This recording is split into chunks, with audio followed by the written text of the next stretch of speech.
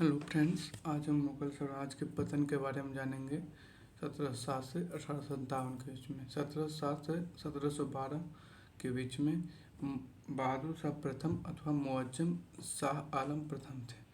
उसके बारे में महत्वपूर्ण विवरण जानते हैं। इसने मराठा राजकुमार शाहू, जो 1689 में मुगल कैदी था, को महाराष्ट्र वापस जाने की अनुमति दी।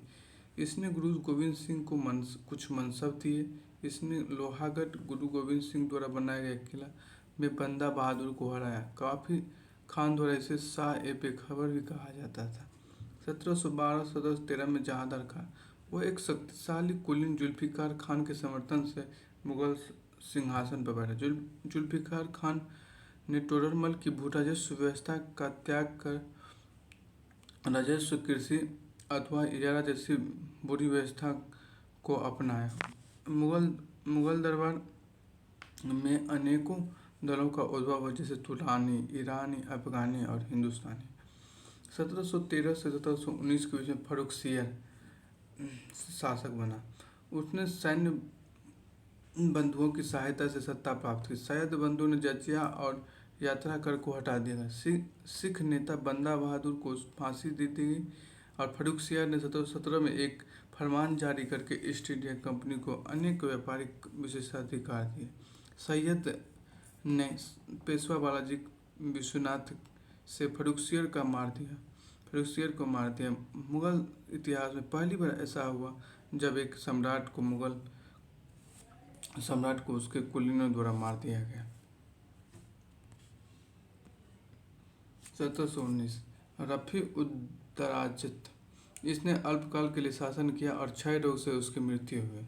1719 रफी उद्दौला अथवा शाहजहां द्वितीय, वो अफीम का आदी था और पेचिश रोग से उसकी मृत्यु हो गई। 1719 से 1748 मोहम्मद शाह अथवा रोशन अख्तर बहादुर, इसने 1720 में एक शक्तिशाली कुलीन निजाम उल मुल्क की सहायता से सैयद बंधुओं को मारा।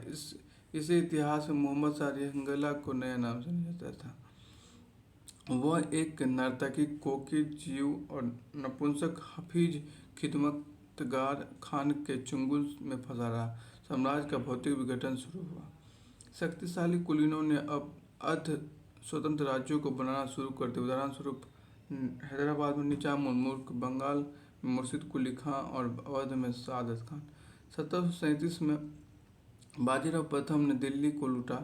1737 में नादिर शाह ने भारत पर आक्रमण किया और करनाल के युद्ध में मुगलों को हराकर मयूर सिंहासन एवं कोहिनूर हीरों को अपने अधिकार में ले लिया। 1748 में अहमद शाह अब्दाली ने पहली बार भारत पर आक्रमण किया। 1748-1754 अहमद शाह शासक बना। इसकी विशेषता, राज्य उसकी माता उद्यम बाई के नियंत्रण में आ गया था। अब्दाली ने भारत पर 2 बार 1749 और 1752 में आक्रमण किया। दिल्ली को बर्बाद से बचाने के लिए अहमद शाह ने अब्दाली को पंजाब और मुल्तान समर्पित कर दिया। 1754 में मराठा प्रधान सदाशिव भाऊ की सहायता से इमाद उद मुल्क ने इसे अपदस्थ कर दिया। 1754 से 1759 आलमगीर द्वितीय अथवा अज्जुद्दीन, इसे नए वजीर और राजा निर्माता इमाद उल मुल्क द्वारा सिंहासन पर बिठाया गया। जून 1757 में प्लासी युद्ध लड़ा गया। 1757 में अब्दाली ने भारत पर आक्रमण किया और दिल्ली को लूटा। वापस लौटने से पहले अब्दाली ने भारत में अपने हित के संरक्षण के लिए आलमगीर द्वितीय को सम्राट, इमाद उल मुल्क को वजीर, रोहिल्ला प्रमुख नवाब उद्दौला को साम्राज्य का मीर बख्शी और उसके पुत्र तिमूर शाह दुर्रानी आलमगीर द्वितीय की पुत्री से विवाह हुआ, उसको सर्वोच्च एजेंट का दर्जा दिया। 1757 में अफगान और रोहिल्ला को हराने के लिए इमाद ने मराठों को आमंत्रित किया। मार्च 1758 में रघुनाथ राव के नेतृत्व में मराठों की एक भारी फौज दिल्ली पहुंची और दिल्ली में अफगान के दुर्ग रक्षकों को हराकर नजीब को निष्कासित कर दिया और पंजाब में तक बढ़कर लाहौर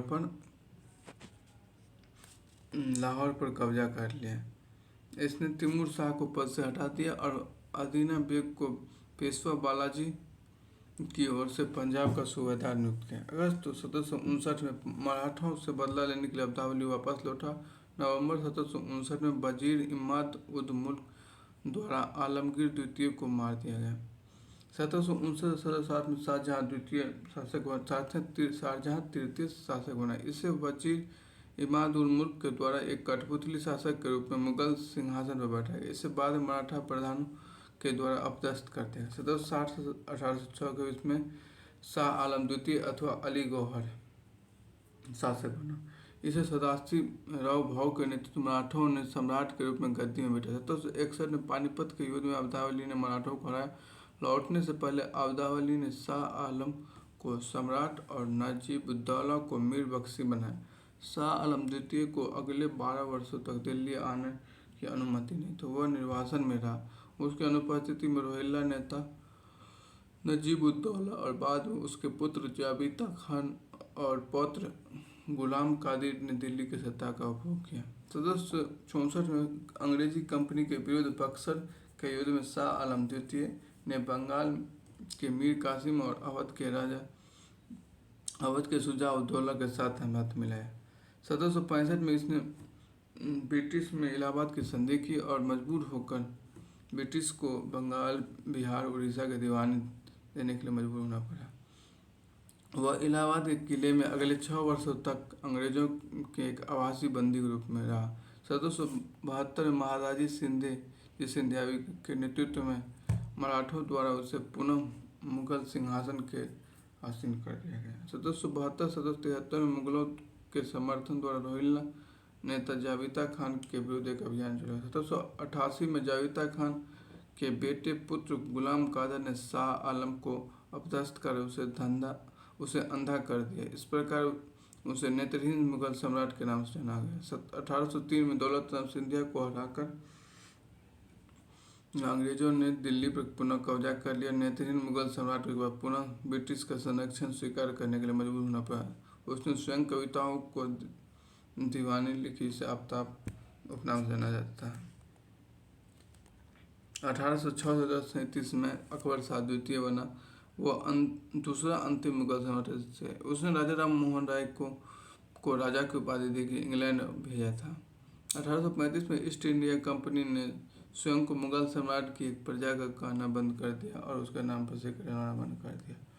1837 से 1857 बहादुर शाह द्वितीय अथवा बहादुर शाह जफर, इसे कविता का शौकीन था, जफर उपाधि के नाम से जाना गया। 1857 में विद्रोह के दौरान बहादुर शाह जफर को विद्रोहियों द्वारा भारत का सम्राट घोषित किया गया। विद्रोह के बाद उसे पकड़ लिया गया और रंगून निर्वासित कर दिया गया, जहां नवंबर 1862 में उसकी मृत्यु हुई। Thank you.